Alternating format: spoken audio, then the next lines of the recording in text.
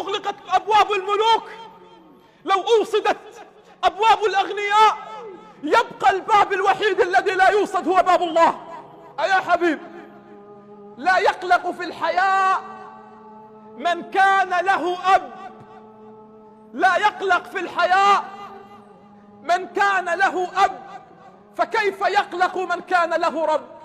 الله لا ينسى دمعتك في الليل، لا ينساها. الله لا ينسى شقاك في الحياة وأنت تبحث عن قوت عيالك، الله لا ينسى. الله لا ينسى سهرك في الليالي وأنت تفكر في سداد دينك، الله لا ينسى.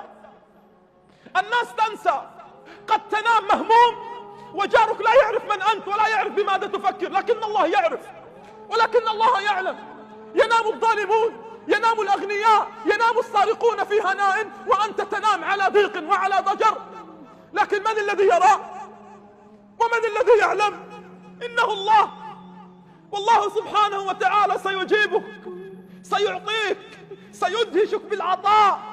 الله معك، الله معك، الله معك، فلا تحزن. شعارك لا تحزن، لا تحزن، إن الله معنا. عليك أن تعلم أن الله ما خلق الحزن إلا لأجل الفرح. ما غاية خلق الحزن؟ أن يأتي الفرح. وما غاية خلق المرض؟ أن يأتي الشفاء. وما غاية خلق الفقر؟ أن يأتي الغنى. لماذا جاء الفقر؟ إلا لأجل أن يأتي الغنى. وإلا لماذا جاء الظلام؟ إلا لأن يأتي الفجر. يطلبون الحاجات، أي الذين أتعبهم الوقوف على أبواب الأغنياء، هل من طالب حاجة فأقضيها له؟ يا من أتعبك الوقوف على أبواب الملوك، الله يناديك كل ليلة، هل من طالب حاجة فأقضيها له؟ ملفك الذي تعبت سنوات وهو يذهب من وزارة إلى وزارة ومن إنسان إلى إنسان وتبحث من واسطة إلى واسطة، الله يقول لك هل من طالب حاجة فأقضيها له؟ إن كنت مؤمنا موحدا بالله، الله لا يضيق عليك الحياة كرها، ولكن الله سبحانه وتعالى يريد أن يربيك وأن يربيني وأن يروضنا في الحياة.